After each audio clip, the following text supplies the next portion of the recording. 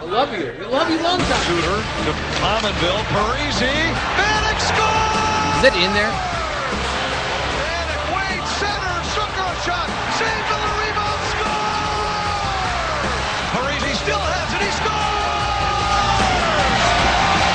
Centering pass. Kleiber scores! Suter fires. Score! Reverses to Scandella. Shot.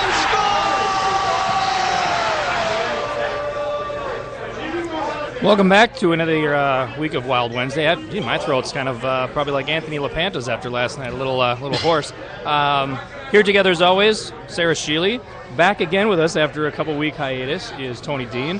And for his second time this season, Chad Graff. My hiatus is over too. You and I are back. Yeah, and I think my last show was the last show with you, wasn't it? Was it really? I think it was. And that makes me just like a front runner or something. You know what I mean? I haven't been avoiding. I had to work, and so.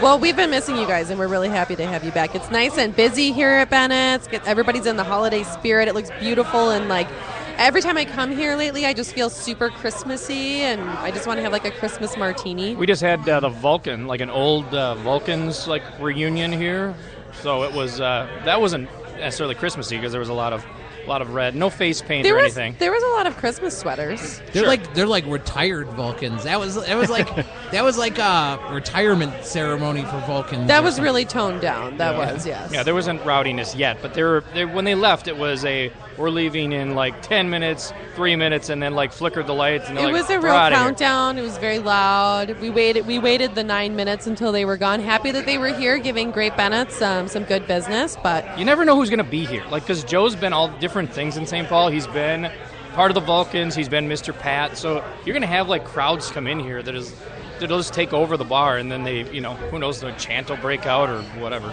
I love to clap and chant. I certainly think this is a drinking season too, because you have the holidays, and I think a lot of people have like built up stuff, right? You either like love the holidays or you hate them. I think there's no in between. And there's a reason to drink for both of those. Yeah, and you're like, I have to deal with the family next week. So win-win situation for like all the like the liquor and beer distributors are like, right? Yes, this is our big quarter. I find the holidays to be amazing your entire life. When you're a child, it's so magical, and it's just the best time of year, especially in a cold area where you get snow, which it better frickin' snow sometime soon. But then when you're an adult, oh my God, it's snowing, you guys. That was crazy. You made that happen. I just made that happen. Christmas It miracle. was a Christmas miracle, just so everybody knows. But then when you get older, it's socially acceptable to drink an alcoholic beverage at any time of the day during December, and I find that just to be the best thing ever. And probably at home or at work. I mean, like work parties Everybody's like drinking at work all week. Like today they were rolling coconuts down the hallway, drinking some sort of rum punch at like 2 o'clock. I'm like, what the hell's going on? Genius. I know. I might have to bring that to the press box. We'll see how that goes over during the game. There's a coconut roll. Exactly. Graff's got like a coconut skirt, like a grass skirt on, and he's like, hey, everybody. Rolls down to the PR staff. He's like, I don't know. Sarah told me at her marketing company they roll coconuts and drink rum punch. Guys, I'm pretty sure it's okay. We can do whatever. But that's the best part is nobody was judged for that today. So, and I think tying it in real quickly, previous Decembers have been about drowning your misery in whatever alcoholic beverage that you partake in, and so far, pretty good start to December. Especially last night, we saw a lot more offense. Great performances by Darcy Kemper, who was like left for dead in the minds of most fans. And it really feels like they stemmed the tide of what could have been digging the hole really, really deep. This is not even a little bit. I mean, we're talking about no regulation losses in December for one. I mean, so they've escaped with a point from every game, and some in pretty dominant fashion. Since we last run 5 points out of 6. The one that we didn't get was Arizona, which we should have.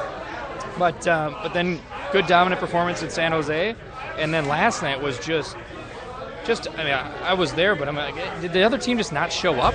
It was hard to watch on that end. I was saying before the show that I almost felt bad for Ryan Miller because he was just a sitting duck out there. He was. And he had some phenomenal saves, too. I mean, that game could very well have been in the double digits. And he had some great saves. That one he stole from Paolo was phenomenal. He had some really good saves, and he just sat out there. I mean, his face was just looking at the bench like, what am I supposed to do? This isn't a one-man show, you know? I had last night off, and so usually on my off nights, I'll still tune in and watch the game. And after the second period, I was like, well, I'm sure I might find something else on TV. This one is all over. I can safely flip away. But well, what a first two. Even the first period, you could just tell that. 19 shots on goal in the first. It was very clear that they came to play that night. And frankly, I just don't think Vancouver is that good of a team anymore. The whole Pacific Division outside of the Kings is just a mess this season.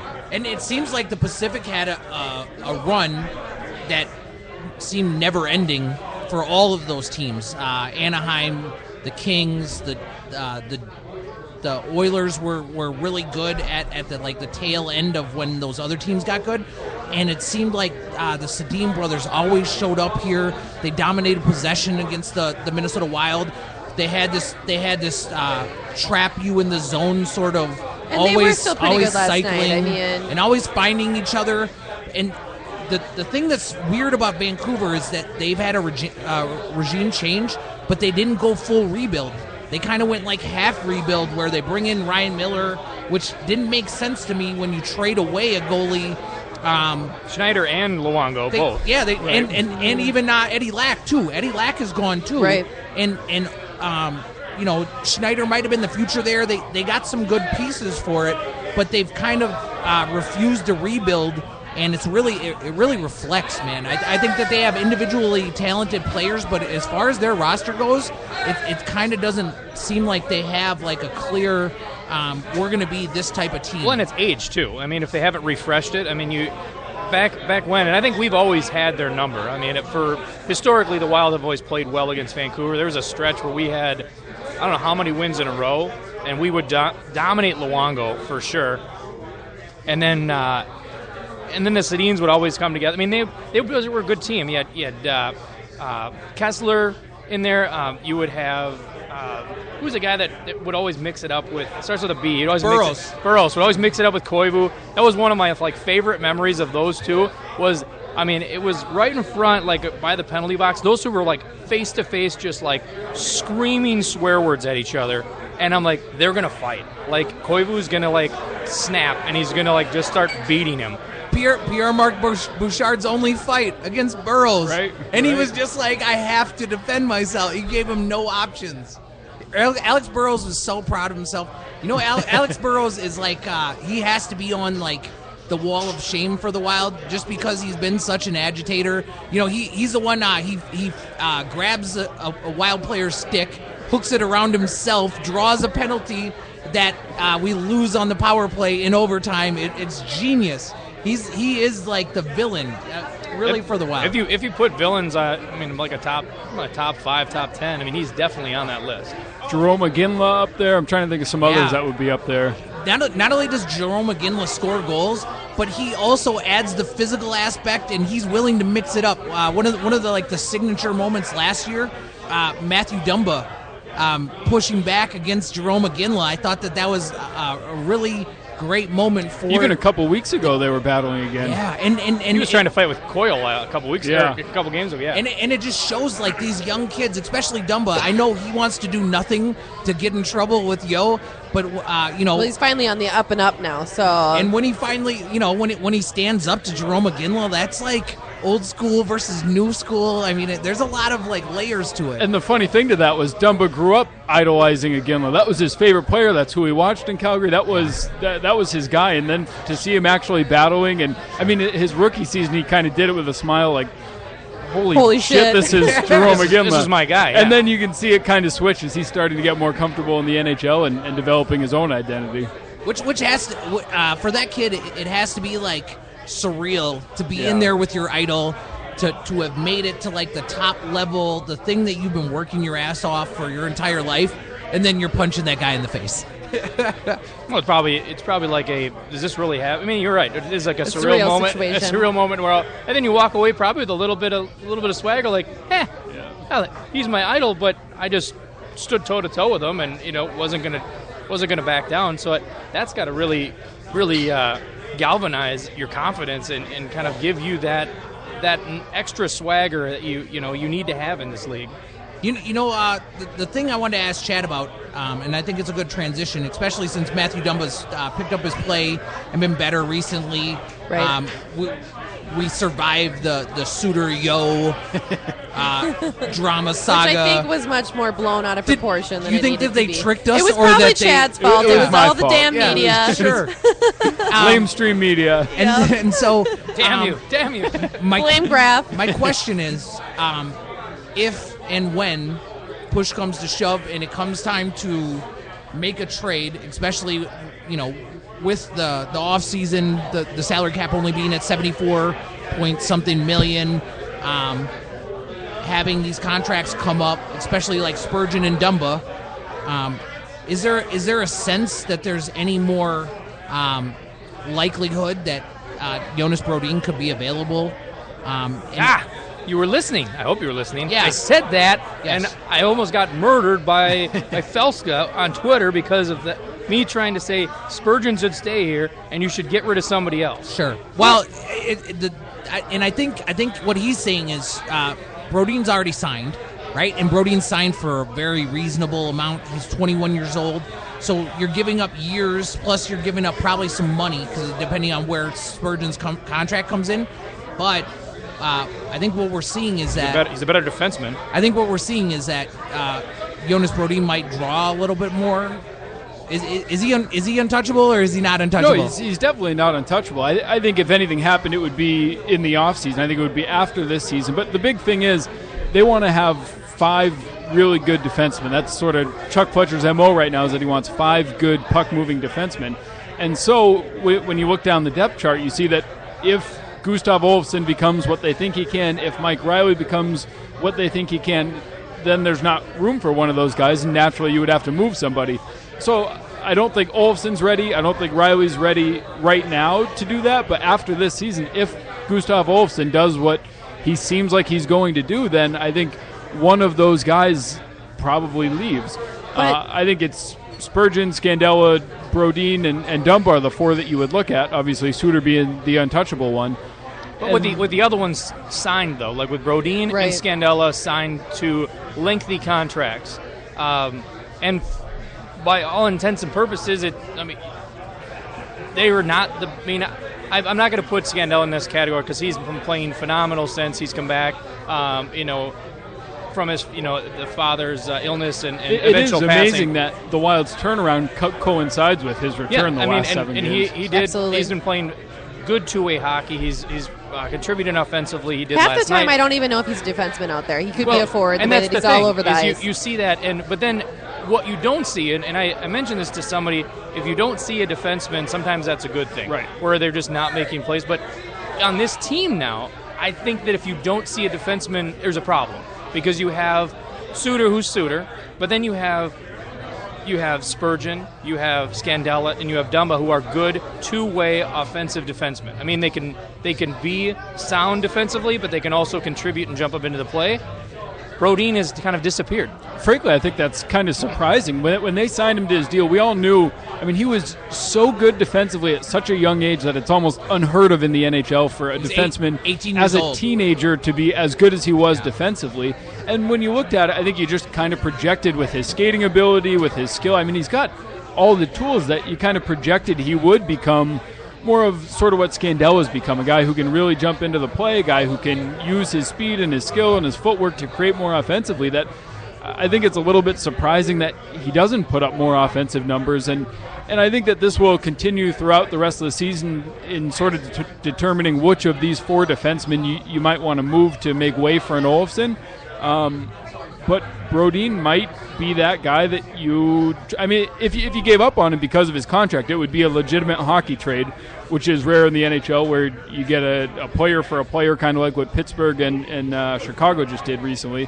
So maybe they would do it for a center or a forward or something. But one of those guys I would think is going to be very available at the end of this season. But in your opinion, so people criticize me because I'm a Spurgeon guy, and even taking that out of it, just hockey itself and player skills and dynamic, and would you agree that it's crucial that we keep him here based on how he's performing and how he's playing versus somebody else, regardless of his size? Are you talking about Spurgeon? Yeah. Spurgeon. I would keep Suter first, and Spurgeon would be second, and the rest is where it kind of gets a little bit hazier. You look like you disagree with Spurgeon. No, so we're talking about Jonas Brodin, and I think Scott is right in that because his contract's up at the end of the year. And he's an RFA, and Spurgeon's been the best. I would say the best defenseman in both ends, the best complete package defenseman for the last 3 years. And so Suter's had some ups and downs. He plays a ton of minutes. He does what nobody else does, right? So I think it's kind of unfair. The other thing is he's a cornerstone of the franchise. He's not going anywhere. He's untouchable. Nobody's touching that contract. Nobody's going to sign on like the Wild did, because it was more than just the player. It was about the branding, and we've seen and that's fine, because they did need to get that kind of a package. They had to. That was the beginning of kind of the resurgence of that team, and that's kind of what. I mean, it was a message to all the fans, and to we're Minnesota here to make a statement. Minnesota was a destination. But I think you also have to take into account that maybe the Wild just can't afford Spurgeon. Okay, so that's my question though, because at the end of the day, it is a business, right? And so if we're not going to be able to re-sign him, and I like him so much, and I hate it because I feel like in the beginning of the year I wanted him to play so well, so that maybe he was a little bit of bait out there. And now that he is playing so well, I don't want to lose him. Yeah. However, do we let it go till the end of the year and then we get nothing? It just doesn't, business-wise, seem to make sense. Well, he's an RFA, so you get something. I mean, somebody's gonna have to give him an offer sheet, but you don't get a package for him, right? I think in my opinion, I think that if there's any sort of opportunity to get Ryan Johansson. And maybe, I agree. Maybe you mix in finished baby Jesus in there with some Jared Spurgeon action. I think that you jump all over that, because you have a guy who's in a situation where it's not working for him. You have a coach that comes in and he's going to be driving force, personality and play wise.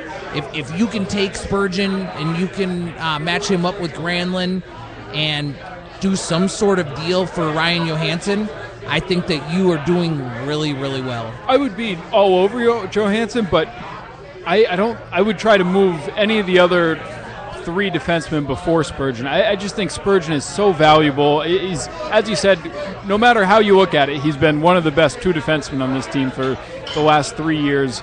Either one or two in every phase, every category. I just think he's so important, and especially playing with Suter, you see what he's done to Suter. Suter suddenly is on pace for 14 goals, a guy who's never scored more than 8 in a season. Now Suter's playing better because he's playing look with what happens Spurgeon. when you threaten to take away the shiny toy. Right.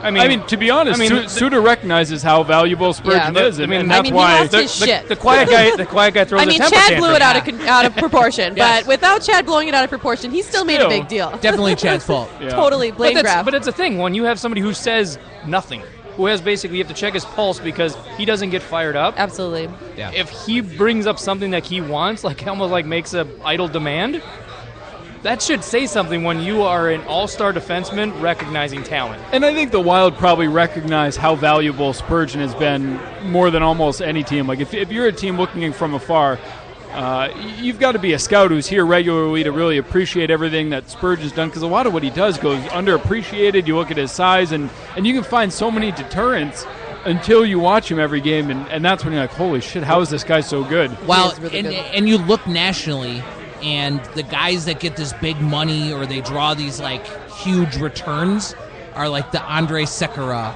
or Tyler Myers. And I would never trade out Jared Spurgeon for Tyler Myers or Sekera or any of these guys that have this size combo. Size is such a motivating the factor. deal that Clayton Stoner got. Yeah. Anytime you look at those deals that Yes. a big defenseman got, and think about what Jared Spurgeon's making, it's just amazing how much money is paid because they're 5 inches taller and weigh 40 pounds more. Although I will say, Clayton Stoner's last year here, most effective. Playing bottom pair minutes, he had some great moments, which was unbelievable because previous to that, he had been the The guy, every fan was on. The Martin Skula of the Yo era, right? He had been like the blame. He had been the guy that doesn't skate or he can't handle the puck. And so he got paid, and I think everybody was like, what the French? So what was that contract? It was unbelievable. So if we're talking about money, then what, and I think we've talked about this before, but I don't think it was when you were on the show last time, Chad. What do you think Spurgeon's contract looks like, whether it's from us or it's from somebody else? I don't know.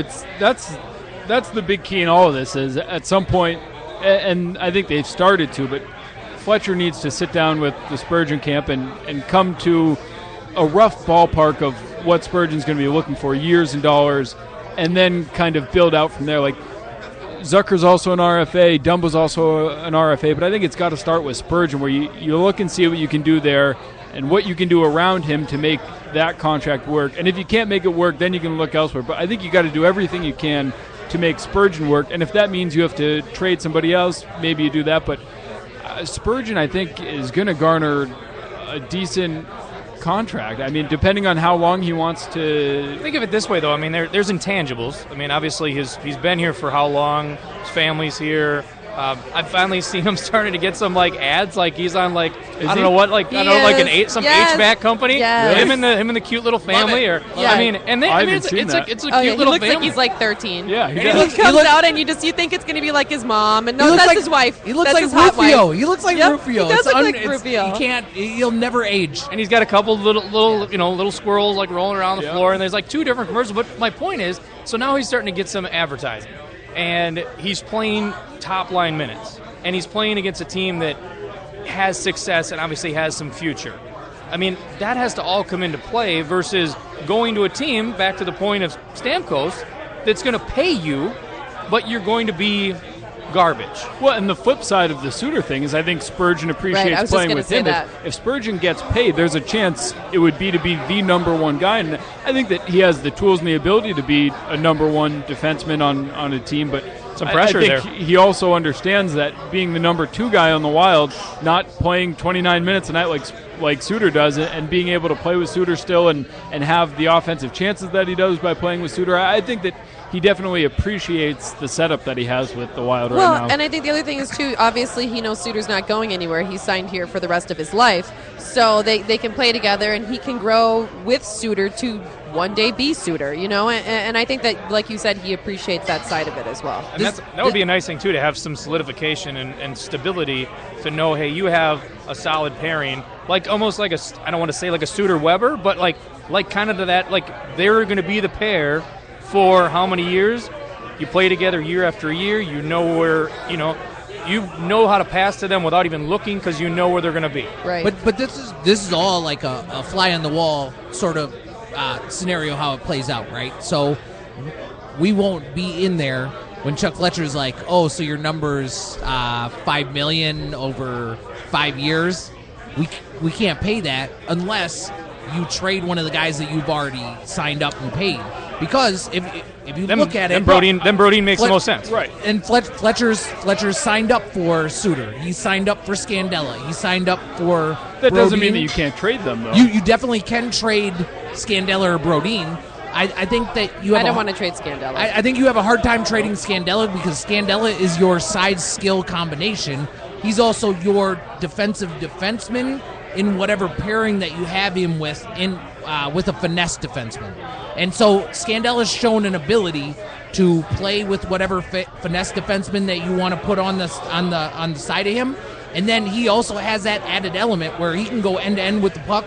He has the slap shot that we've seen, and he has that extra gear to his game. It seems like he holds himself back, depending on who he's playing with, to be complimentary, whether it's Spurgeon, whether it's Brodin, whether it's Dumba. Well, I mean, bottom line is, everything we're saying, I completely agree with what you're saying. I don't think Scandella should go anywhere, but I would love and I would welcome, and I don't mean to like throw this down because I know he's listening, but I'd love to hear an argument pro Brodin against everything we've said. You're going to get it on the 30th from I Salzburg. can give it to you right now. He's 21 years old. He's flashed the ability to be offensive, to shoot the puck, to So handle. so what? Spurgeon's like 24.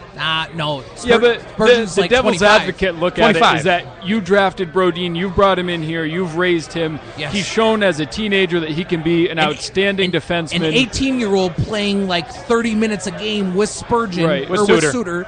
with Suter. That helps, though, when you're playing with Suter. Well, but it helped Suter to play with Brodin, be honest, and he was 18 years old, playing more minutes than most like NHL defensemen and doing it competently. Yeah, but the point is, it's what have you done for me lately? I mean, Yep, I agree. it's great. You come out of the pan hot, awesome, good. We're Wow. excited. You are the story of the league. But then now what happens? Now it's like, Well, and I mean, are you in a glide at the end of pattern? the day, like we said, it's a business. So if you're not performing, we have to make the best choice for our business. And I believe the best choice for our business is to keep Spurgeon and to keep Scandella. Sure. And The other thing is, if you're a seller, you have to have a buyer, right? And so, at a certain point, push will come to shove. And, Brodin I is don't, viable, and for I don't, sure. and I don't know if it's at the trade deadline or, like Chad said, after the season. The tough thing is you're missing a roster spot with Nicholas Backstrom being on the roster, costing $3.7 million, not playing, not being able to send him down to at least bury the money or have the roster spot. Bundle him in. But oh my God, so, that would be a dream. no doubt. Maybe hell, throw FBJ in there too. No doubt, but here's what'll happen. If he has a buyer on Brodin because he's signed, because he's 21, because he's shown this potential, you have to have a return to justify it because Sure. you're going to be giving away. You can't a trade guy. away a former first-round pick that you developed and who was outstanding as a teenager. And still, I mean, the fact is he's a 21-year-old defenseman, and so many defensemen peak. I mean, look at how excited people are for Mike Riley. Brodin is younger than Mike Riley, so Yeah. Right. there's still plenty of room for Brodin to grow. That if you give up on him, I think you have to get a sizable return. Oh, for and him. it's not. And to your point, it's not player for player. I think it's some sort of a package where if you're doing. I mean, let's just say perfect scenario. It's him and Backstrom. You get a dance partner that's going to take both of them. Some money's involved, and you get some picks and maybe some prospects or who knows what. But it's not somebody who's like roster spot now. Well, it can't be because that defeats the whole purpose because we can't afford them. Yeah. So Well, in a different role. If it was a different, like a forward role or somebody else, that maybe. But then you'd have to trim off some. but of your other talking about Is- forwards and acquiring people, let's talk a little bit about Jared Stroll. Yeah. What do you guys think about that? Good. as long as he can stay off the nose candy. I suppose it's I okay. know. I was like, the Aggressive. only thing he's been Aggressive. doing since LA is cocaine and Aaron Less than a Andrews. second into the conversation, you go nose candy. this guy is cups. That's what he got caught. He got caught like with a couple like baggies of coke at like a pool party at a in party Vegas. at the MGM Grand. I mean, whatever. Maybe not do that. Okay, so I went when He the- also dates Aaron Andrews. I mean, there's a list. There's a list of things, but what you know about this guy is I mean, that he sounds like a lot of fun. No, hey, don't get me wrong. Like, do I want to party with the guy? Yes. Awesome. I want him to bring the coke and Aaron Andrews all above. Yeah, I love it. I mean, fired up. but the point is like Fired up. $800,000. That's nothing. That's nothing. Obviously, he took a big pay cut after all of that.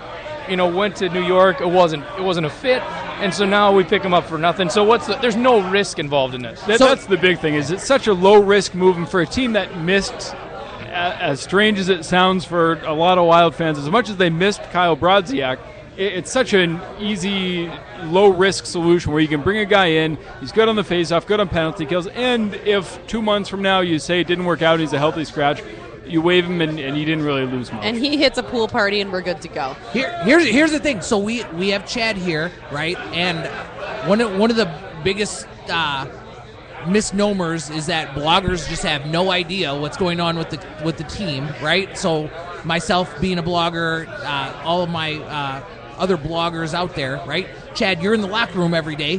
What happened with Brodziak? How come Brodziak goes to St. Louis, signs a deal for next to nothing, signs in the division when he's a guy that's clearly missed?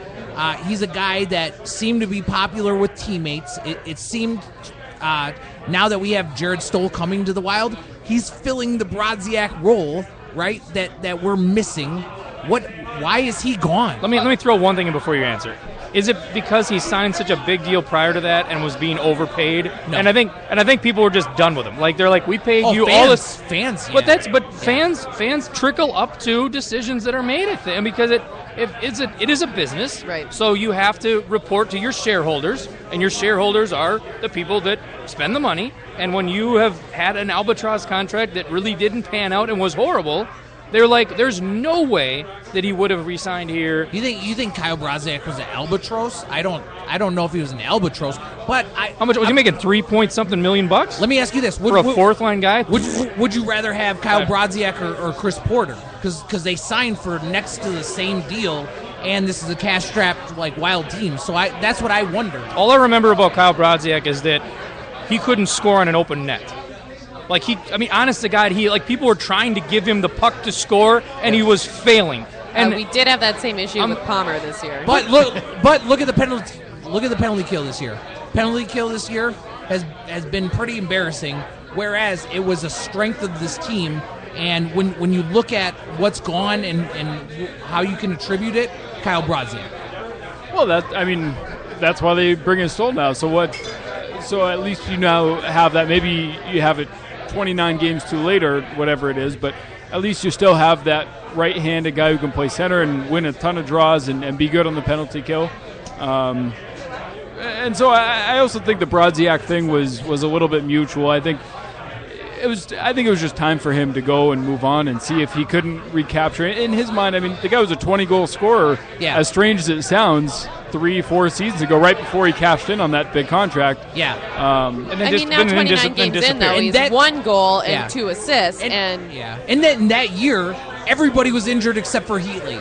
Everybody. So he was playing. Brodziak was the number one center. Brodziak was playing number 1 center, and then he bumped when Koivu came back to number 2 center.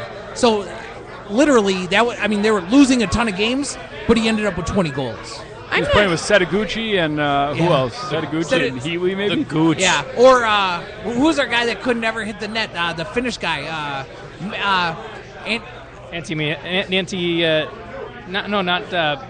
Not Mittens. Yeah, Mittens. Miettinen? I think he was playing Miettinen, no? I think Miettinen was he left before Setaguchi came in. Maybe.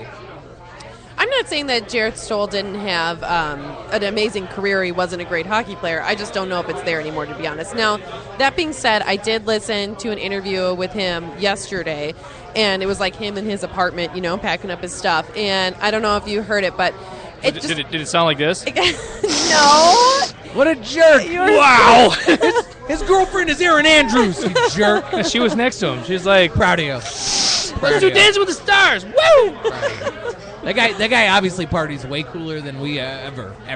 Okay, my whole point was that I kind of changed my tune on him a little bit just because, honestly, he sounded like such a nice guy, and he sounded so excited and appreciative to be here. And, Minnesota did go after him, talk about it this summer, and then just kind of didn't pull the trigger. He didn't want to come here, decided to go to New York, and he kind of laughed about it, saying maybe he could have saved a lot of people some time had he just come here instead of going there. But I don't know, there was something about the way he sounded that I kind of was like, okay, let's see what happens, and maybe. Well, anytime you go to a new team that is obviously playing, look at not just December, but even the Dallas game we lost in OT, but in December playing really good lights out hockey, great offense.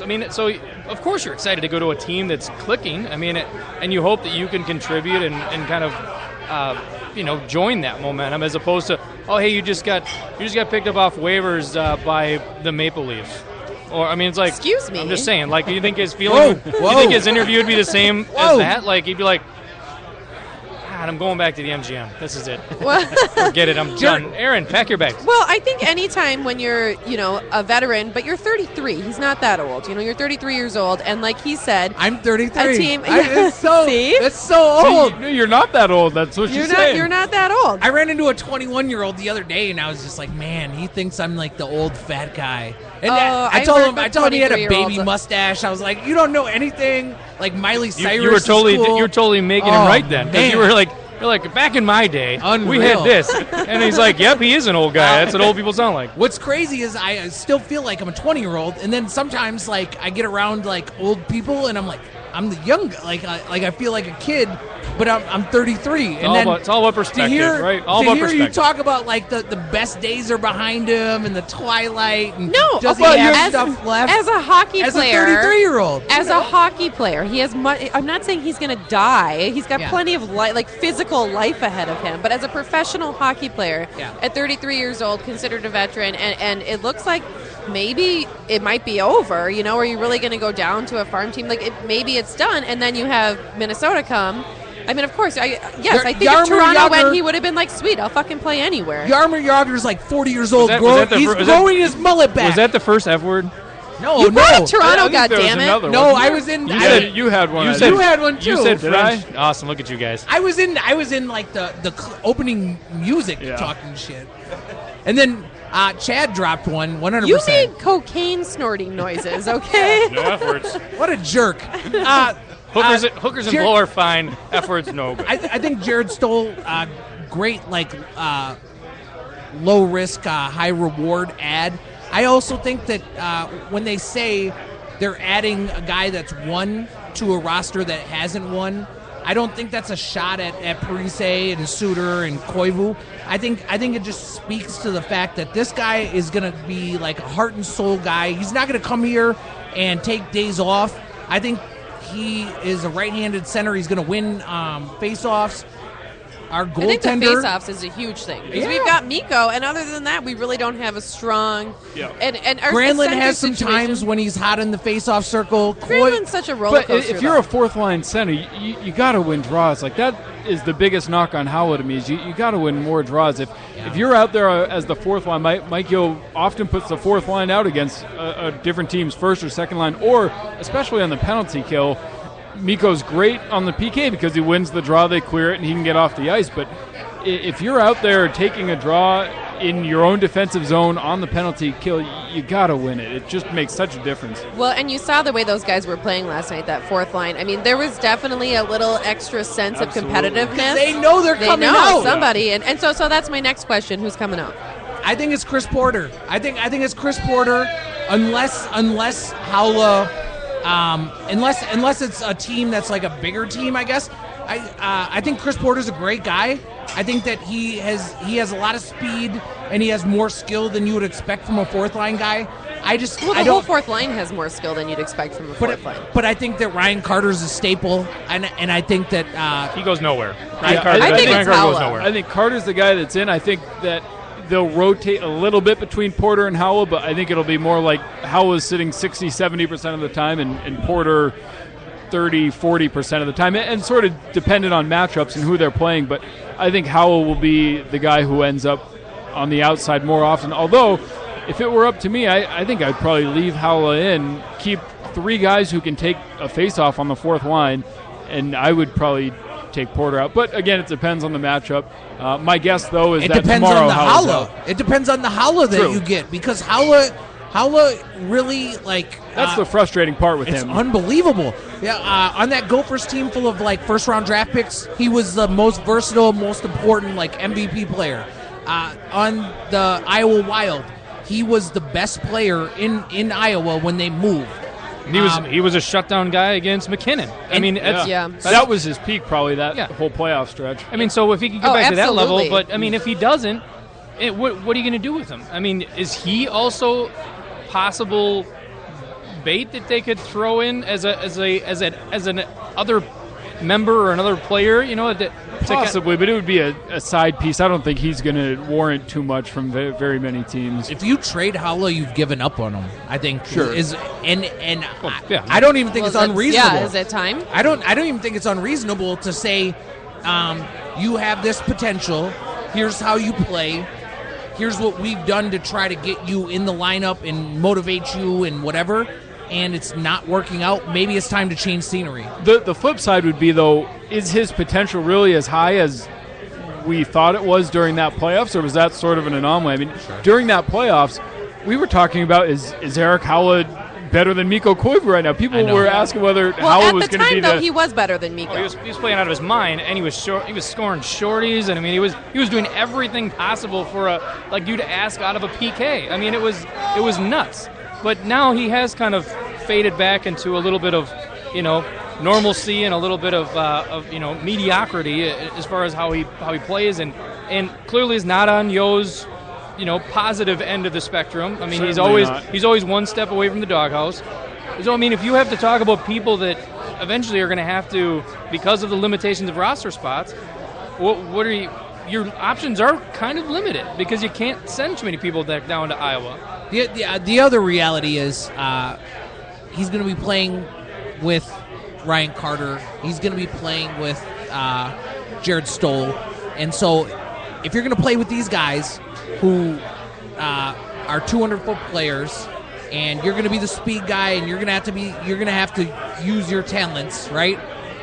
You're either going to figure it out or you're not. Because the reality is, if Stoll busts out, then Ryan Carter or Eric Howell will be the fourth line center, and then you'll be looking at Tyler Gravovic and Tyler Graff. I'm sorry, I don't know. I say Gravovic sounds like regal. You're making him like fancy. I always mess up names. Is that like and get fancy savage. Grayovac? I always great. So Grayovac is the right way. So Grayovac, when he's ready and up to speed, whenever that is, whether it's playoffs, whether it's before that, you'll be looking to him to center the third or fourth line. I guess I feel that this move made me feel like they're a little uneasy with him, or I thought it was a weird fit kind of with the timing of Tyler being back and down in Iowa, and then bringing on another depth at center.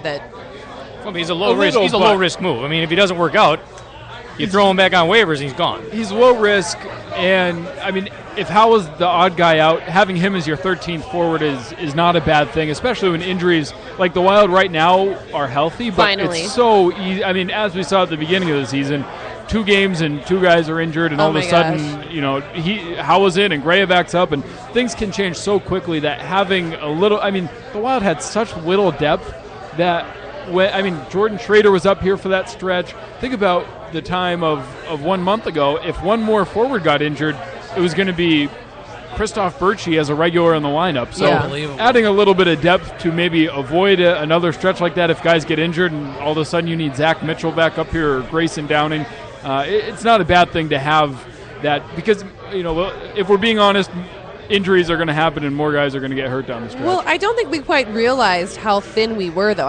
Looking at it, you felt, okay, we've got good depth, we're good, and suddenly it's injury after injury after injury, and you're like, shit, we have nobody. That was such a weird time when they're rotating Berchi to Mitchell to... It was kind of weird how they went about it. That whole Mike Riley coming up and never starting and just kind of sitting in the press box, and it was just kind of a weird... And you know way what that they went about it? It was to get them away from Iowa because it's so toxic there. It is so toxic. Which speaks to the lack of depth, that other teams have more depth, that their minor league teams are better.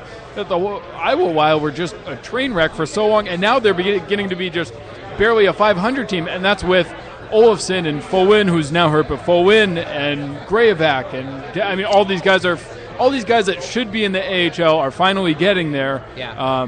And so if they spend some time down there in December, January, February, that's not a bad thing, so that they're ready for March and April. Well, and they've been so injured too, Right. So when you're so injured down there too. Do you think it's that we just don't have like the two-way contracts that traditional teams have in order, like for the fringe players to be able to send people back and forth and have a fourth line guy or a guy that's going to be scratched, or you might as well send him down, get top line minutes, and then when he's ready, we just don't seem to have that two-way. I mean, it's really just Jordan Schrader and maybe Grayovac, if you consider him that. But Grayovac made the opening night roster, so Jordan Schrader may be the only kind of that type of player you're talking about. But even the guys that are kind of on the bottoms, the one like you're referring to, like a Howell. I mean, you're not obviously going to get a two-way contract for him, but like those are the type of players that you maybe are supposed to have the two-way contracts with, right? I mean, to have that carrot that, hey, you're up here. If you don't play to your potential, like, you're going back down. And that pained the Wild last year. They passed Eric Howell's waiver limit so that if they want to send him down, they now have to put him on waivers first and risk somebody claiming him. But if you look back to it, I think it was in Montreal, that they played him in that game that all of a sudden made him waiver exempt. And looking back on it, a couple months later, Yo and Fletcher both admitted, you know what, it probably would have been worthwhile to send him back. They're doing the exact same thing with Christian Follin now. They learned their lesson, and now Follin, who I think if this were the playoffs, he'd be up here and he'd be rotating in with Prosser. But because I think he needs 3 more games to be waiver exempt, they want him to keep playing down there and to always have that carrot of, it's not too late. We can send you back down. So that's why Christian Folin is down right now. I think also though, the traded draft picks and then the one that they missed on, Zach Phillips continues to hurt this team because Zach Phillips was a two-way center. He was a size skill guy. He was a guy that when they got him late in the round, filled a need, and the top 9 center position is really, really hurting them because they haven't gotten like the all-star, superstar production out of Granlund. Mikko Koivu's having his best season as best season of his career. Best He's season of his out career. Of his mind. And so the third line center, I think Charlie Coyle is a really good player. I don't know that he is an actual center. I think that's an interesting point because I feel like we've been talking about it, Scott and I.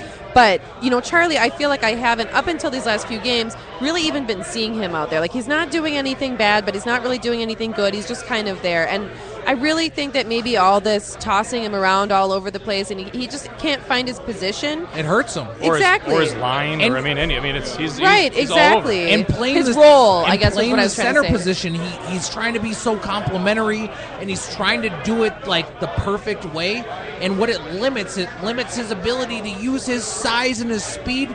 Like he drew 2 penalties the other night, and it was genius moments because once There he it is. gets it going, For those of you at home, have a Genius drink. moments. once he gets it You guys going, too. moments. yeah, I'm in. I don't have a beer. I'm waiting for my beer. Once Charlie Coyle gets it going, no defender on a back pedal is going to be able to muscle him off the puck, and they're forced to take penalties. And Vancouver did it. We've seen it a bunch. There was a lot of petitioning for there to be Charlie Coyle with Parise and Granlund just because it adds size to that line. But going forward, if Tyler Graff, if he's the best player again in Iowa like he was last year, he'll earn the call-up. Okay, so here, let me But just... maybe he doesn't. Let me totally throw a curve then. So we've talked about the defensive end. Who on the front end, who on the forward end is potential, trade material? If they're not filling or fitting their role here, I mean, at some point you can't just keep doing what you're doing and expect different. I mean, that's the definition of insanity, right? But I mean, if you that was my next name I was going to bring up. I mean, we wish it could be Palmer, but that's not. No one's. At what point are you going there. Are you going to package in like Granlund with somebody, or is it got to the point where he might not even bring that much in return? You want to know what's crazy? How about the end of last season when we were talking about how we wish someone would take Mikko? Yeah. Oh no. I know. Eat the words on That's that a one. good point. I said those And words. every Wild fan was saying it. It wasn't just us. Everybody was saying nobody's going to touch that contract. Very We're true. stuck with him. And look at him now and the resurgence of Mikko. Mikko should be putting something extra in Jason Zucker's stocking this year because Jason Zucker has completely made Mikko a relevant player in the offensive zone using A his little speed. bit, but Jason and Nino Niederreiter are 2 guys that have really had long stretches this season where you don't see much. Nino's still in that stretch. And He it's scored tough in because- 11, 12 games, and if you're a goal scorer, you can't go that Zucker's long. goal last night, Yeah, though, but Zucker was was the a last good night was the last night was the second, first third night. effort. Sure. Yeah. So But- his goal was what he was not giving up on that. I mean, he Right. did like 2, 3, 4 swats at that thing before it was Falling going down. ahead. And I'm like, Yeah. he's not giving up. I'm like, look at this, is tenacious. I love it. But if you look at Zucker this year, Zucker's used his skating to be more Zach Parise-esque with the forecheck. He when he has the puck, he's found Mikko all over the ice this year, and I've been Well, so it's impressed. tough because the with beginning his of the awareness. season, that line was the best line in hockey. I mean, they were playing out of their mind, and now they've been in such a drought. I loved the changes last night. It sparked so much chemistry throughout everybody. It wasn't just that line. I mean, that Mikko line was playing amazing hockey, but it was just everybody on the ice was just they felt some sort of chemistry spark, just like that. And it's roles, too. So when you put Nino on the third line and you put him with Charlie Coyle and you put him with Justin Fontaine, both of those guys are complementary guys. And then Nino gets to be the number 1 guy. He plays on the left wing. I mean, it changes the dynamics of it. Thomas Vanek was... I was going to say, watching Vanek play last night was just so fun. Vanek was the best player on the ice last night, and Vanek, his play this year I hope anybody that had bitches and gripes about Vanek last year. Everybody did until he turned it on the a second lot half of of the those year. were justified last year. The second half of the year, he turns it on and ends up Same with scoring Miko. 21. But obviously he was affected, right? His skating wasn't there. yeah. Not the same player, but And he had an injury that he had surgery on, and he played through. And he's been a different player this year. This year he is the Vanek that we know.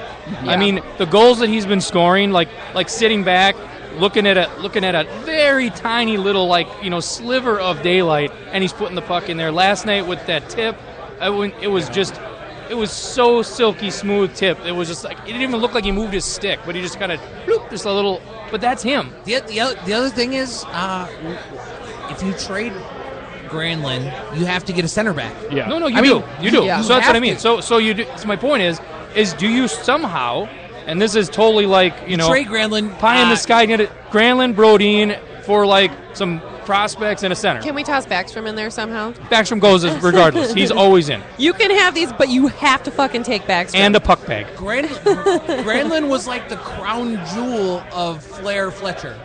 I mean that's what people don't take into account because Brodin's in that camp too. Like he is. Brodin is like the middle shelf.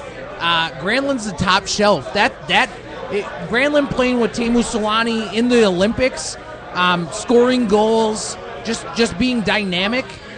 That's like the pinnacle moment of Granlund where he fulfills. Well, if you're going to keep him, then you better get Timo on the payroll and get his ass over here so he can show him how to play effing hockey again. Because honest to God, he hasn't been that player since A, the Olympics, and B, when he scored that goal when he was falling down against Colorado. I mean, we haven't who should seen be giving anything. someone a nice present is Granlund should be giving Pominville a nice present for being so shitty for a while because he's just flown under the radar. Nice. Because everybody was on Everybody's Pomin. giving everybody presents. And nobody's noticed that Granlund still sucks. And Captain America's on your line, and he's always going to bail you out with goals that are all effort-based. Yeah, no, I know, man. And I think you have to just take into account that Granlund might just be untradeable because you'll never get back what you need for him. Or then. But so to that point, I mean, he's an RFA. He only did a little bridge deal.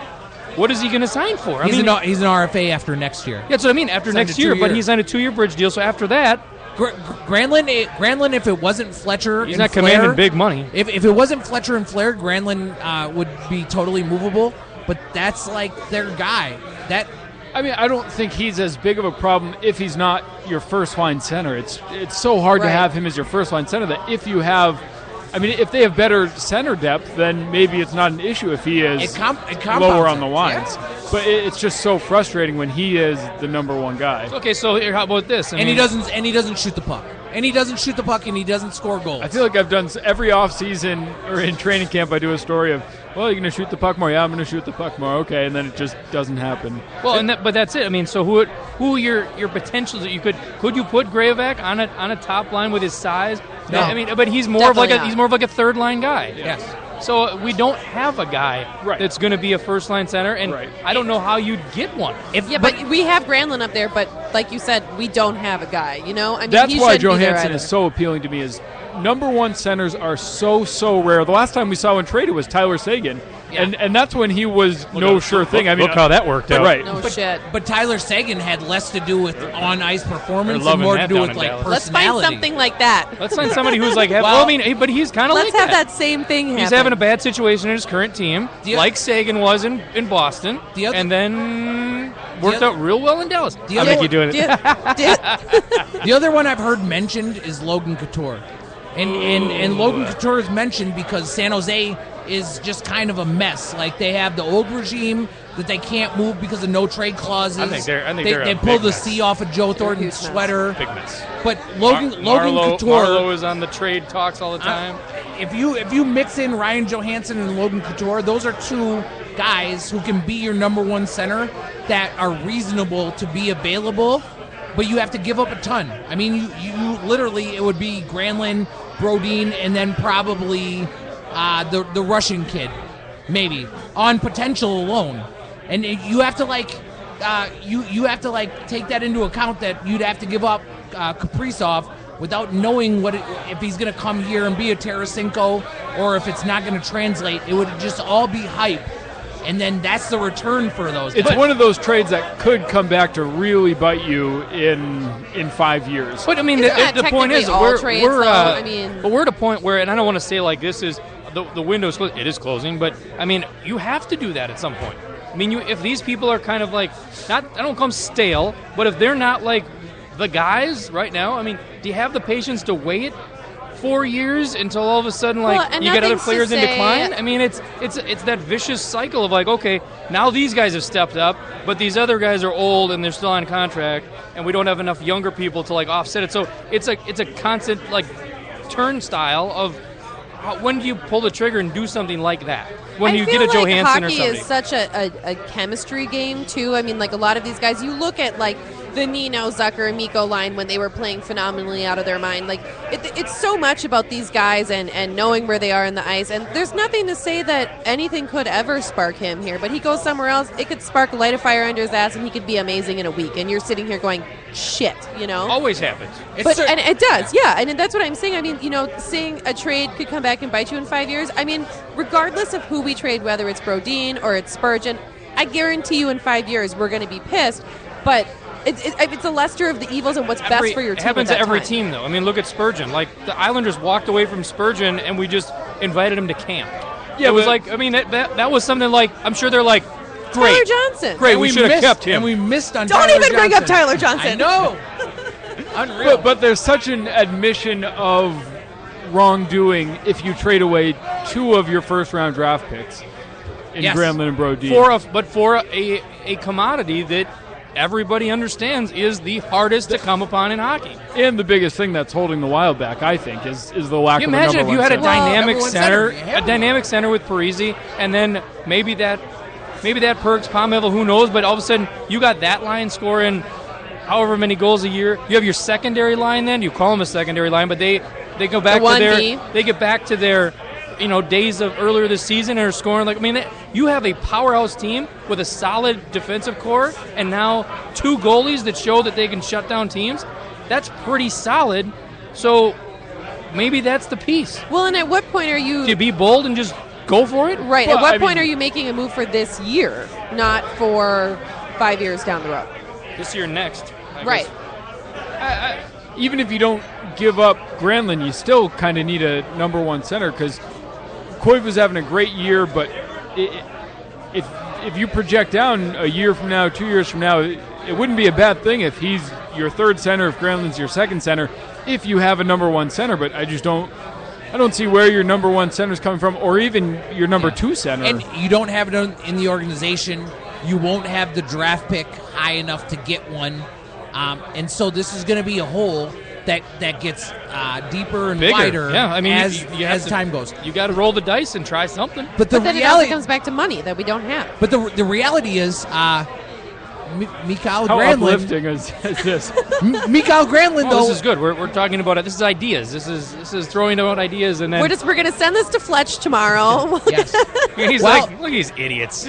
Well, but everybody sees it. Not only do we see it, but like other GMs see it, right? Do you think other GMs want to take Nicholas Backstrom and help Fletcher out? They don't want to. Backstrom's going nowhere. No fucking chance. Anywhere. I even tweeted the Arizona Coyotes because I wanted them to know. And they didn't take him from I wanted them to know I that saw that Nicholas tweet, Backstrom actually. is available. Wait, hang on. I love I want to hear this. Before the show, Aaron tells me that every time that you're on, he has to slowly tick your microphone down little by little as you get more and more fired up. Maybe more and more summits, but you get more and more fired up, and now we are probably at almost the halfway You're mark. almost on mute pretty soon. You are halfway down the line, and I've been watching him do this, little by little, bloop, bloop, bloop. So, anyways, you tweeted at Arizona Coyotes at the team's Twitter. Yeah. So what'd you say? The number 1 all-time winningest goalie in Wild history is available now that Mike Smith is no longer. Hold on. It says hashtag Minnesota Wild. Hashtag Minnesota Wild. Hey, at Arizona Coyotes. Ever heard of the winningest netminder of all time for the Wild? Hashtag Backstrom is 1 call away. Hashtag Hotline Bling Fletcher, please. Hotline Bling. I made it cool for the kids. Oh my God! I You're doing the Lord's work for Wild fans. Hashtag Hotline Bling Fletcher, please. I wanted Max Domi to see my tweet and be like, God. "Have you heard of this guy Backstrom?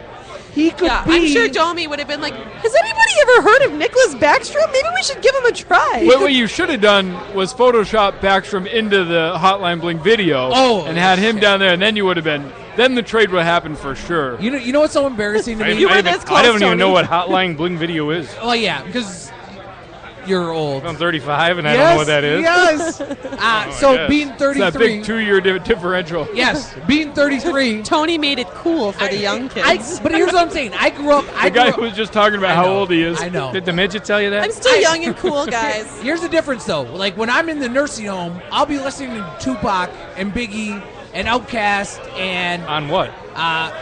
Your I don't boombox. know. No, just like CDs, it'll be duh. life. It'll be like attached to my brain. Like at that point. Okay, so you're going crazy. But- you're in but- a mental institution. So if you All eyes on me. if you watch the Hotline Bling video, Drake's dance moves embarrassed the fuck out of me. I was like, what is this?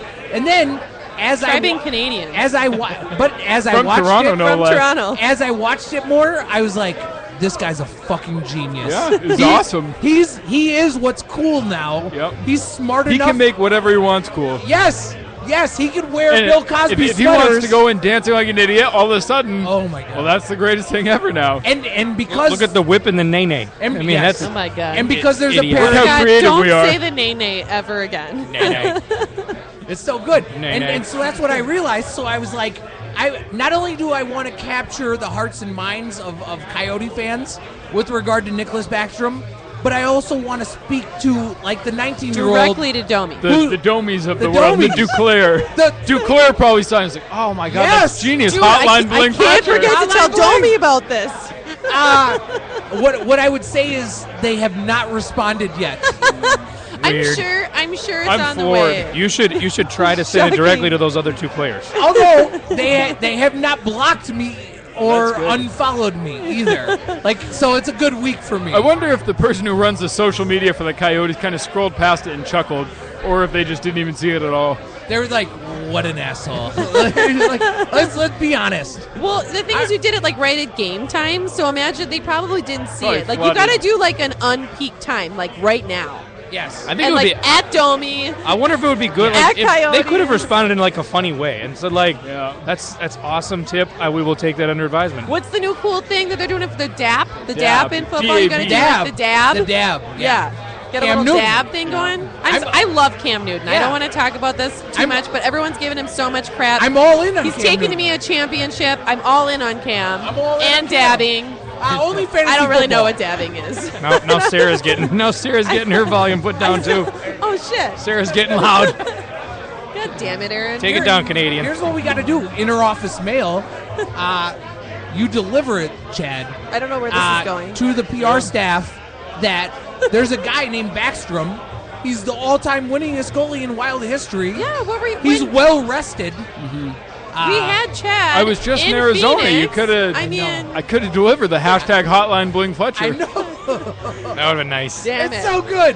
That would have been a story in and of itself. I bet they would have picked him up too. Excuse Son me, of a tip bitch. it, tip it. I have a letter for you. Yeah. hey, I know where his mother-in-law lives up in Ada, Minnesota. We could Oh, go yeah? up to their cabin. It's outstanding. You know Wait, what? now we're stalking people. I appreciate the way that Chad takes shots at me because his fellow beat They're writer, friendly. his fellow beat writer has like Look at these his blow up smiley moments and little then face. unfollows me and then he's mad at me and then on his podcast he's like, he was right. And he's smart, and I'm dumb. And then I was like, "Well, that didn't change the I want fact that to you hear. savaged me." Can you find the point when he said that? Because I'd like to hear that part of it. I've never heard him on say the- that. on the I podcast? don't believe that one Yeah. bit. It exists. That's his Okay. ringtone. He says he's. I mean, is it like an Adam Sandler like a? You're smart. I'm not.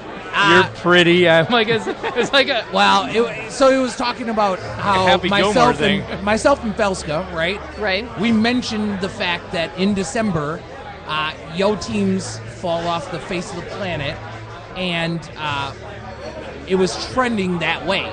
So for me to mention that it's looking like they might dig the hole deep, it's not unreasonable for me to say these things out loud. So I get criticized a bunch for like not going along with like the popular narrative. I don't know. I think a lot of people were down on the team in late November. Oh yeah, Sure. for obvious reasons. But so many injuries. But not popular accounts on Twitter. On Twitter, the popular accounts tend to. That's why we're so shocked that Arizona didn't pick up Backstrom Yes. because of Tony Dean's Twitter cred. My account is only popular for people like destroying me, just completely destroying me, and like it's unbelievable. So, Tony, go ahead and say what your Twitter name is, just so anybody, if they have anything to say to you after the show. Or if they want to come to Bennett's, they can just say it to your face. Yes, or just in general. Like I've seen people come in and Tony's waving and smiling, but my back's to them. They're probably flicking him off as they walk in the door. Immediately.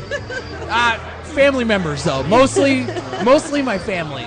Mainly people that know you well. My Twitter is all one word, and it's Tony Dean HB. The HB is for Hockey Buzz. I write at Hockey Buzz, although I haven't recently, just because I've been very busy. Pull your life together. But people still like take time out to savage the shit out of me.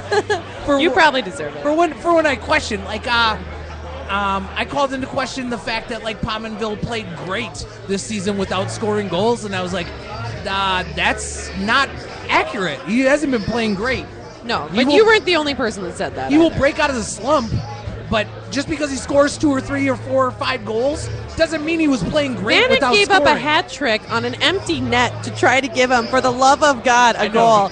It was that was the game we were at, wasn't it? And we were sitting right there, and it was just, how did you miss that? That was probably the low point of all of the low points in that stretch. I remember seeing that one coming together. Oh my! You couldn't help but just feel bad at that point. And then Given it was open still net another from like his 7 buddy from games Buffalo. after that. Yeah. I know that was rough, but he's come out the other side a little bit, and I think he's played much better. A little bit. He's played better, but he's not lighting it up. his numbers are a little skewed because one was an empty netter and one was, I don't know, maybe a softie too, But it doesn't matter. He's playing better, and like thank the Lord that he's playing better, because that would have been a huge if he played the rest of the season like he played the first 15 games. That would have been a huge problem. But I actually think he's been okay the last few games. And I think he's been fine. I think that he realizes that if he's not going to score, then he has to do some other stuff, and he's been more of a playmaker recently. I think he's been a lot better in the defensive zone, and I think all of this is in his head. And the only reason I took issue with Pominville is I don't think that there's anybody to call him into question, because that's been my like huge issue with Yo, is that he's avoided conflict, which has probably saved his job. And he's probably smart, and I'm stupid. if it was up to you, Mike Yo would have been fired a gajillion years ago. Mike Yo probably wouldn't have been hired. I mean, honestly. I would have guy. went Hitchcock. I probably would have went Hitchcock. Hitchcock wanted the job. He wanted the job. He got hired to St. Louis after the fact. I hate that guy. I wouldn't have went McTavish, but I think I don't know. Yo's young, and I think that he's made some mistakes as the coach. But I do think that I like the team. I like where we're at. I think the postseason is something. Like if we go into the postseason and we lose to goddamn Chicago again, heads have to roll. Like I mean, they have to. That's just how it is. You can't do that year after year after year. But that being said, I do believe in. But him. whose head rolls? You just fire the coach? Well, that's what you need it, and that's my point. I think you need to roll the dice on some sort of a move that changes up the dynamic of what you need to take the next step. And you need a first line center. It's hard to give Yo the same team year after year and then say make things different. Yes, sure. I mean, the big thing with Yo that I think showed how much he's matured since he was being hired as a 38-year-old or 39-year-old was after the Suter stuff.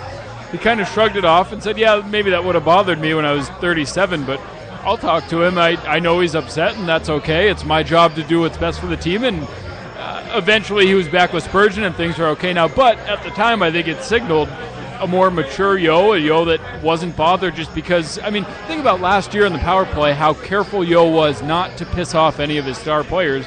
and now he's shrugging his last shoulders year's because Suter Suter's literally mad? owned him. I mean, he played 33 minutes a freaking game when there's no way he should have been playing that much. And he wasn't very effective. And and so I mean, I believe in him. I really do. I think that he can. The thing is that anything goes wrong, and Tony says, "Yo knows best. Yo knows best." No. Yo knows best. Still is very like. I got to drink like 3 for that. Yo knows best is very accurate. It's very topical because it still rings true.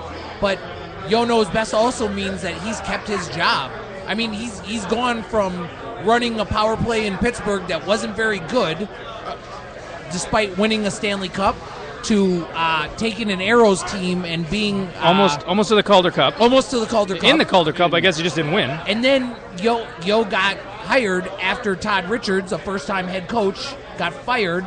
And, I mean, Chuck Fletcher's been all in on Yo. So Yo has a lot of, like, really good qualities. The other thing is he's avoided conflict with the veteran players that don't have any movability.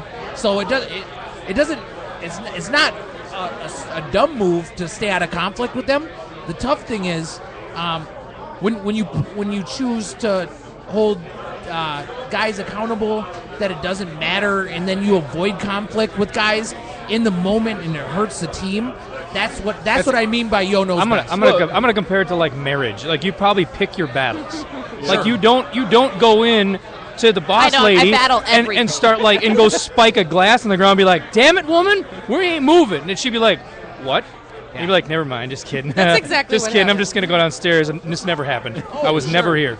But instead, you might be like, "Hey, Life events by Scott maybe Schweitz.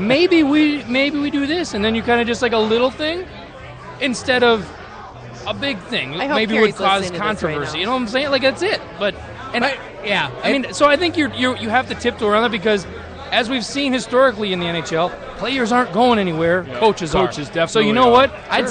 I'd say as far to use your words, a genius moment on his part is to make nice with the players that will keep him around when Sure. times get tough. But it's and also we'll come to his defense. it's also cost them, I think, early round exits. Perhaps, and I will say this: that sometimes falls Like- on the GM, and I think, and I said this, and you're gonna give me shit for it, but when I sat and had lunch like next to Fletcher, and I said on his lap. on his lap, like I was Santa Claus. I thought Where was this? Caressing This his was knee. at the 317. They brought in ticket holders or whatever. But I asked him, I go, how do you feel? Just the importance. I go, Just how like do you they feel? brought in a couple Shut of those up. cool ones. Shut up. just the Swites of the world. How do you feel about the the Nick Leddy trade? I'm like obviously that it was still pretty fresh.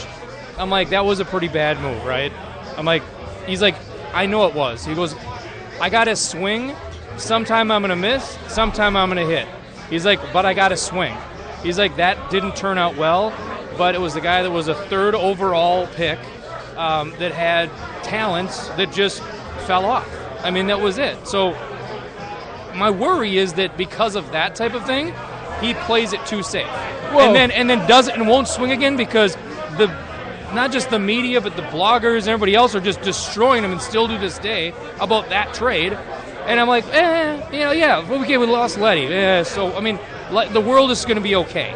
With the way the last 2 trade deadline trades have gone, after Pominville, giving up a second rounder for Molson, who ended up being scratched in the playoffs. Terrible. And then the next That was season, rough. That was rough. giving up a second rounder for Chris Stewart, who was scratched in the playoffs. Terrible.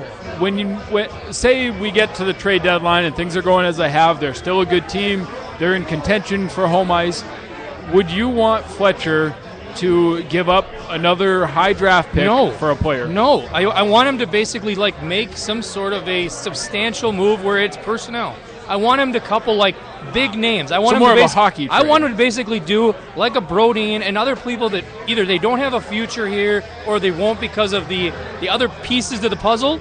Do that type of a trade and then mix in picks coming back. I just don't know if you can do that mid-season, because if you've got a team that's going, and I think the Wild are going okay, I don't know if I would want to mix up things so much in the middle of the season. Off-season, say they don't make it to the Western Conference Final, I'm with you. Time to make a trade if you've got 4 years How of about early like exits how about in a right row. now? Like it's early enough that if you want like a Johansson type move and you make a blockbuster type deal, like hey, we have some pieces we have enough defensemen that we can shuffle people around and have a lower line guy, like a sixth defenseman, whether it be Prosser, whether it be Folan comes back up, whether it be Riley mixes in, whatever. And then you get Granlund out of there and you bring in Johansson and mix him in now, so you have the remainder of this season to have that mesh together.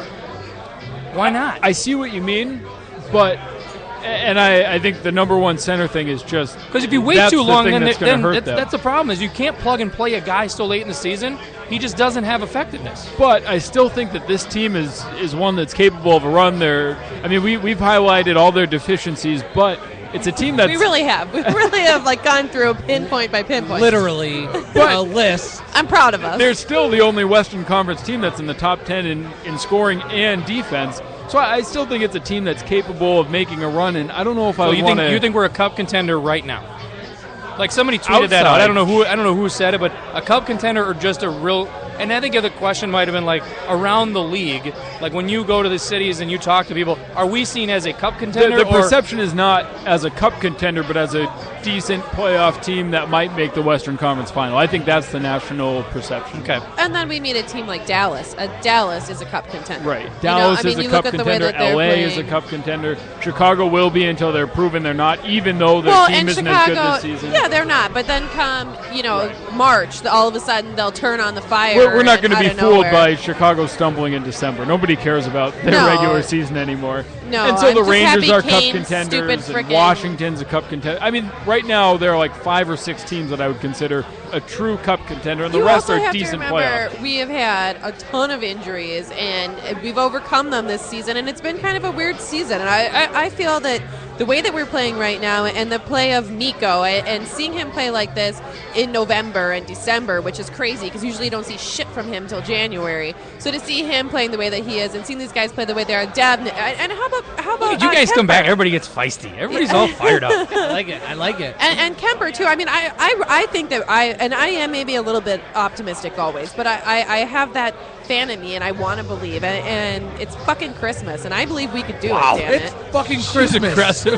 I love that. All I want for Christmas is a Stanley Cup. I'm waiting for damn it. Sheely's got like a cookie in front of her. I'm waiting for just that's it. Like pick it up at his house. She was so polite when she took it. She's not eating it. Outstanding discipline, by the way. I ate mine in like 10 seconds. 3 bites. So do not fat shame me on my cookie. I must say the discipline you have shown is tremendous. I did at one point have one sprinkle. I don't know if anybody. Well, I think you picked some of the toppings off, like the little sprinkles. No, it was of course, one Scott saw. Sprinkle doesn't count. Such a dick. It's fucking Christmas, Scott. You God jerk. Damn it.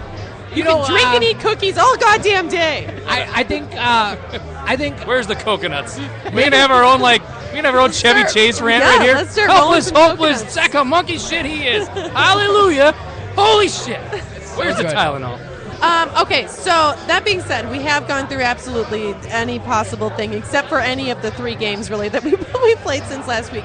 But that's fine. Let's look ahead. Let's look at the Rangers tomorrow night. So we are probably going to see Stoll. You'd have to expect him to play tomorrow night against his old team, which is kind of a funny way that works. But we do have a pretty tough 4 games coming up. We've got New York tomorrow night, then I think the Predators Saturday, then Dallas, then Montreal. Yep. And that closes out the holiday break. And those 4 teams are what we would consider Cup contenders. Except for the Predators. Yeah, except for Nashville. But Nashville has beat the dog shit out of us one time this year, and then we saw Pecorine one time. I would give the Wild better odds to make the Western Conference Final, I think, than Nashville.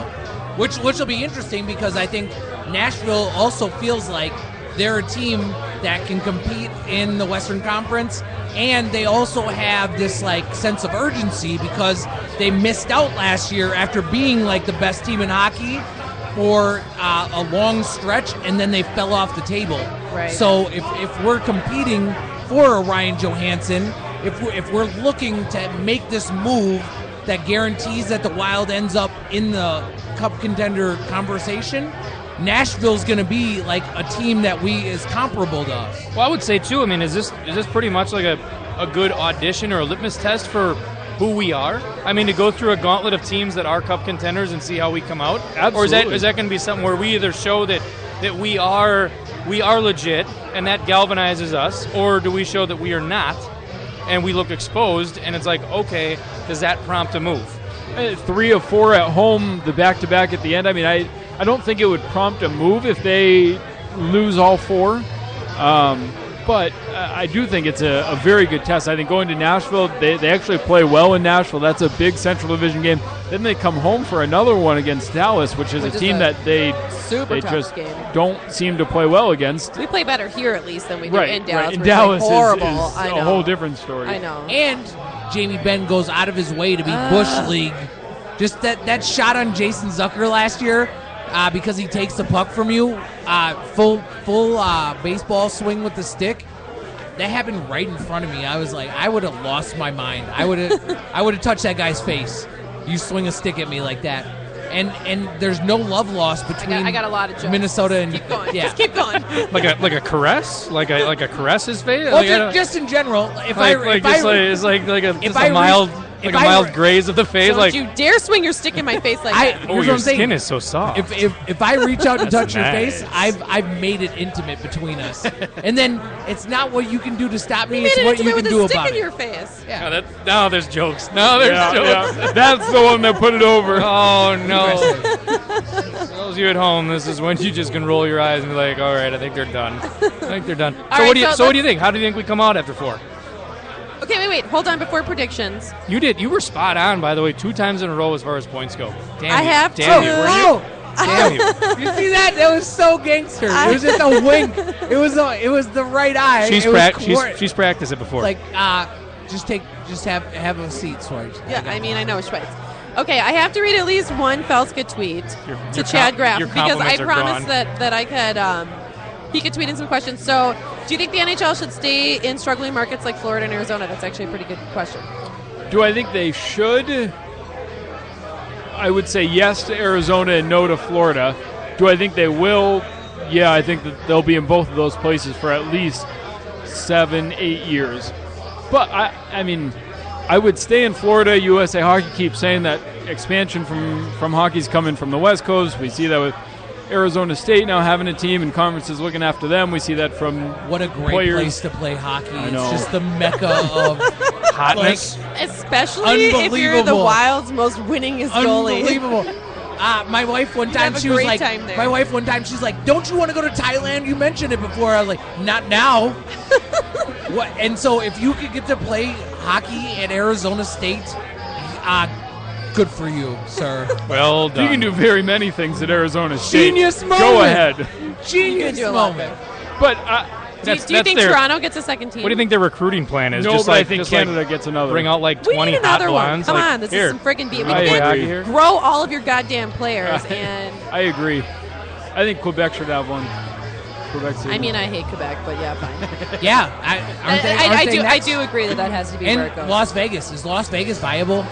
yeah, I That's- think I so. think it's Stupid. viable for hockey. I think it's man. more viable than Arizona or Florida. I think it'll do better. It's only than those viable two. because of casino and corporate money. Like they're like fans don't give a shit there, but I mean, I think it's stupid. They The, would, though. the casinos will buy a ton of seats and People they'll comp will them. They'll just give travel them. to Las Vegas to go to games, though. But If you Vegas don't want gets a team place before to be Canada just- gets another that's what I one, mean. There's I'm no going to fan freaking base. tweet somebody like, Tony, I'm going to start hate tweeting the shit out of people. There's no fan base there, though. I mean, you said people will go there to watch a game, sure, but you don't have like a fan base that will be there game after game. It'll be like, Right. yeah, I'm in Vegas. I'm going to go see a game. Who's playing? Who cares? I'm here. Right. And the casino just gave me free tickets. But they also they have a market there for sports, and if you bring a team there, you can capture attention. It's like the Running Rebels. The Running Rebels, like basketball team, they captured the attention there. They showed that Las Vegas can have like a team that they get behind, and there's no competition at all. There's none. supposedly they have a number of people who have said they'll pledge for season tickets. I don't know how legit it is, Yeah, if it's I read casino that people too. or not, but supposedly they have people who I are heard a willing. ton of casinos have said already, like, we'll commit X dollars, Yeah. X suites, X Casinos whatever. are in for sure. That's what it's been. It's I like saw that. something about the expansion numbers, and shit, I wish I remembered it now. But what the Wild had to pay compared to what it is now, it's like 20 times the Really? amount. Like it's insane the amount of money. I'll have to look it up. But We'll talk about it next time. If you look at the relocation of the Winnipeg Jets, they had to commit 3 years worth of sellouts to get them plus a stadium. If Las Vegas was able to do that, I think that they've proven that they're a viable market. Well, that's a different market than when Winnipeg people were like. I mean, they were people crawling through the desert and thirsting for a drink. I mean, they saw hockey coming back. They go, "Yep, how many years you want me in for? Good, 5. I'm in." Winnipeg was a no-brainer. Where do I sign? It happened in like 18 minutes. Yeah. It was like done. I also think that like Portland, somewhere Pacific Northwest, they support their teams. If you look at like the Portland Winterhawks, they love that team. And Pacific Northwest, Seattle maybe, they flirted with it, but they want like the NBA combo. But somewhere Pacific Northwest would definitely make sense as far as the realignment went. Well, so sure, when you lose Detroit, you got Vancouver, and you got all right there. It fits. I just looked it up, and it's $500 million, and the Wild played 50. So just in that short amount of time to have it be that much more, and then it just gets split up between all the owners. Right. So really, I mean, that's why all the owners are for it. Oh yeah, for sure. Well, what are they going to say? Nah. They're like, grow You it. keep your $500 million. They're like, grow it, add more games, just keep doing it. And Well, the then players it's like, two teams. whoa, You got $1 whoa. billion split up between. I mean, of course, it's going to be okay. All right. Okay. So let's move on. So prediction. So do you think we roll out of this 4-game stretch? I'm gonna give it a 50-50 split with a possible 8 points. How many points? We're walking out of there with 4. I was thinking 4 as well, and I thought that it was responsible because these are 4 teams that I think are playoff teams, and I think that they are bigger than the Wild, and we've seen from New York they pound on us. We've seen from Nashville. We've got Stoll now. If they play Look at that physicality. if they play the way that they have the past few games, I mean, I'd up that prediction to 6. But you never, I mean, back-to-backs and New York's travel been and whatever struggling, else. but they're still such a good team. Yep. I'm not used to being the optimist. I was going to say at least 5 points. I'm not used to this, but I'll say 5, and I wouldn't be shocked by 6 either. 3 of the 4 at home. I think they're very good in Nashville. I think that New York is susceptible a little bit right now. I think you could start off with 4, and then anything that happens in that back-to-back is free money. Yes, I agree. I think we take the Rangers with 2 points. I think that we take Nashville with 2. I think we lose Dallas, and then I think that we win or lose in overtime for 1 point with the Canadians and no carry price. How many So is it's that? 5? That would be 5. 5 points. In American and Canadian math, that's 5. So Whatever. I don't know what the exchange rate is there, but 4 and 5 points. Do you get extra points for Canadian teams? You know what's so interesting about Stoll signing here is there's a Minnesota connection. So Stoll goes on waivers because Brady Shea gets called up. And Brady Shea was a national development guy. I think he's out of New York. And then they drafted him in New York. Isn't he originally and he's from gonna New play, York? He's Lakeville. Gonna play, yeah. He's a Lakeville guy? Yeah, Oh. he's from here, yeah. Oh, Wakeville and the Gophers. Yep. He's homegrown, but Okay. he's going to play tomorrow I messed night, too. Yeah, his second ever NHL game. Yeah, he played last Sure, night. he's gonna have a crowd. The other thing I want to ask you, Chad, is what the fuck happened with Alex Tuck? There it is. Is it not unbelievable that this kid doesn't get included, and then nobody wants to talk anything about it? There's no mention of why he's not included.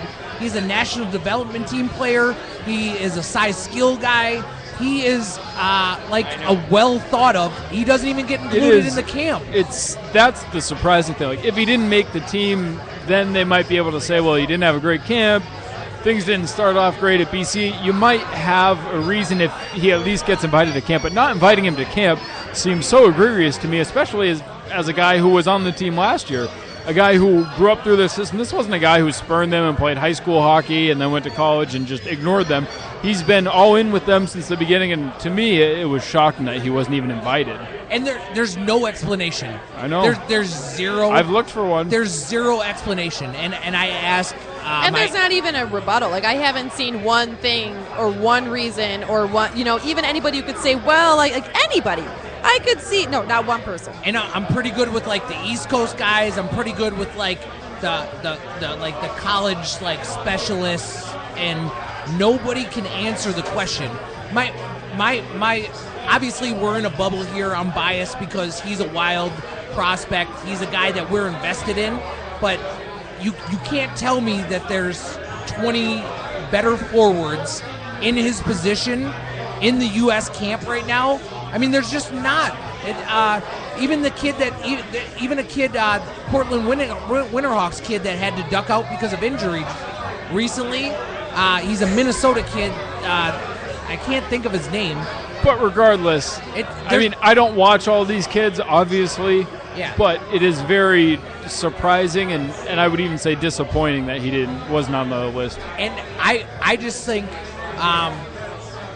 Chuck Fletcher and Brett Flair have to be beside themselves because this is another opportunity for this kid to season himself against like top level competition. And so if we're talking like Mario Lucia or somebody else, I get it, right? So he hasn't come from there.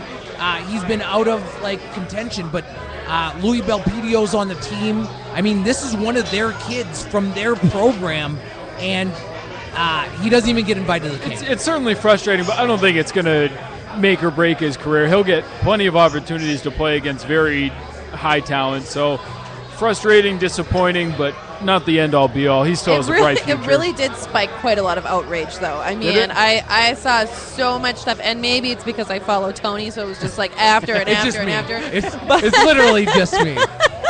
The outrage. He was like tweeting at people. No, I did aggressive. I did see. I went to their houses. Yeah, stalking people. Torches and pitchforks. Who could you possibly think he's not on the team? Yeah, who is it? Tell me why. Is it still Nashville's GM? Who chooses? I don't even know who chooses anymore. It's public. Behind closed doors. It's out there. I don't know off the top of my head, but it's public. I know last time around it was for the Olympics. It was like Poulet, and he got hit in the face with a puck in Minnesota. It was just unreal. And couldn't even go to Sochi. Yeah.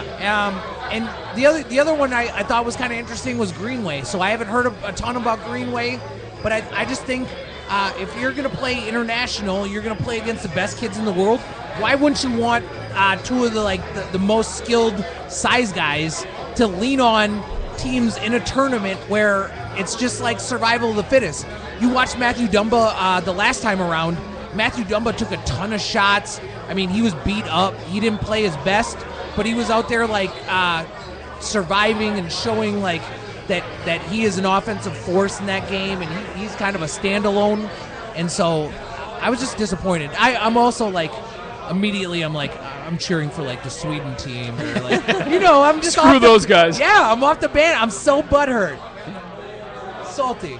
All right. Well, on that note, I think we're gonna put a bow on this. Well, Chad, it was so great. Tony, it's always great to have you. We just love having you here. You're here the next 3 weeks, right? You have to turn down the microphone because I get louder. Maybe that's the part. We have so many songs we could play to probably end this. I mean, we could probably say "Turn Down for What." That's one of them. But I think Aaron has something planned. I think he's got something special I'm pretty for you pumped for coming dinner. up. Something smells delicious. I'm thinking like those tenderloin tips, maybe, and some vegetables. I'm probably going with the steak action because I play at 10:15, so I'm gonna get a nice good base. for you. Yep. Nice, I like it. Yeah, old man hockey at 10:15. So. Hey, one quick thing. Shots We fired. played at the Drake Arena versus McAllister's club team. Like the guy who's our goalie, like kind of quasi coaches their club team. So they have full like unis for McAllister, and they had students in the stands. Like 200 students came to watch you guys watch this, and I'm like, and here's Scott. It's after one of the shows. He's half in the bag. And this is like, no, this was on Saturday night. Oh, okay. Saturday night, I go there. We like started at like 10:15. And I get there and I'm like, whatever. Like, go in the locker room. There's like a few kids up there. There's people out in the ice already warming up. I walk out. I'm like, okay. Like, they're coming in. And there's kids, like, talking trash to me. Awesome. They're like you suck. And I'm like, Grandpa Schweitz, you're going to poop your pants. I'm like, what? Like, what is this? It's okay. That was just me and Tony. I'm like, there's some 19-year-old kid who's, like, talking trash to me. I'm like, all right. Money well spent. But it was a unique experience, like just to, no, there's no money, like people just walked in. No, for them. We paid them. Yeah, you paid them. They had to get in. I paid them in Bitcoin to just make sure that you feel bad about yourself. Oh, that's good. Yeah, but I was like, this is totally That's weird. funny. At 35, like I'm getting heckled. You got the crowd. I'm getting heckled by Get like nervous students before the game. Fuck yeah. Like that guy I'm skating on. You suck. I'm like, who is that? You. I'm like finding him up in the It was crowd. just me. I'm like hiding behind people. Jump into the crowd like slap shot. Suck, old man. It's Well like, that played. sounded like Sarah. I don't know. That was weird. What a great example tonight was of why this is the best barroom hockey conversation that you can find on a podcast. I hope people enjoy and appreciate the fact the Chad will come and see And us. Chad, we really appreciate That Bennett's that will so host much, us. having you here. at I got Bennett's. nothing better to do. I'm happy to be here. No. That takes We a gotta little, keep him takes down. a little shine off we of can't it. give him too many compliments because then he'll realize he does have better No, shit no, to do. no, But no. we're so happy to have you here at Bennett's. Thank We're you gonna for have having some me. delicious food per usual. I like I said, I'm so in the holiday spirit here. You guys have to come down and see it during the holidays before it's all. I got yelled at yesterday on the bus because I failed to remember that People you're not are supposed really to. heckling you. You're not supposed to bring. No, Joe yelled at me. He's like, you know, you're not supposed to bring bottles on the bus, and I'm like, I forgot. He goes, no, it's been the rule forever, and I'm like, oh, Right. well, You're being a jerk. Every Yep, time you you're ride right, the you're bus, right. you bring a bottle. You're right. I was like, oops, sorry. You know, Guaranteed. I judged you for being here yesterday, but me and my wife had dinner here on Monday. Just be honest. You I- have to. You I have was to. here- And I if was you're here- going I to was the here- game, why wouldn't you ride I was the here shuttle? riding the shuttle. I got a great parking spot. I hopped on the shuttle. Yeah, Was man. on the first shuttle back. It was perfect thing. We had a couple of drinks with Benny, the bartender. Like, no traffic. It was great. Yes. So, I hate going and battling traffic in downtown St. Paul. I hate it. I will not do it. There's nothing better than riding the shuttle Yes. from Bennett's. I mean, Chad, maybe you should just start doing it to go to work. One of these days, if I just ignore the story, I can just go to the game, pretend I'm riding, and then hop on the shuttle after. This could work out well. I like it. I would also like to be involved in this because I feel like you have like some sort of good access that I'm interested in. I mean, and your general personality. me. We're and with, you. we're with Not Chad. me. We're with Chad, and then We're we with end up. Chad. You will end up outside the building, thrown out like, oh shit, you're with Chad. We're getting you out of here as fast as we I end can. up in the locker room like, yo knows best, you motherfucker. He's like, get him out of here, Marty just- Marty you just have- Manley. you just have, like, Marty Manley's escorting me out. You got one of these things, and you're just like, it's my. It's a Bennett I'm with, special hanging I'm with around Chad. his I got neck. my thing. That says give the gift that gives back. No, it's cool. That says All Bennett's access. Rail and Chop House on it. No. Press pass. Clearly, you're not reading it correctly.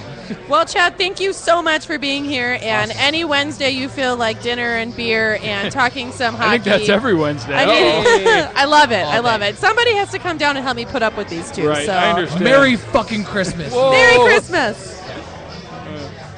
You used to call me on my. You used to. Yeah. You used to call me on my cell phone. Late night when you need me.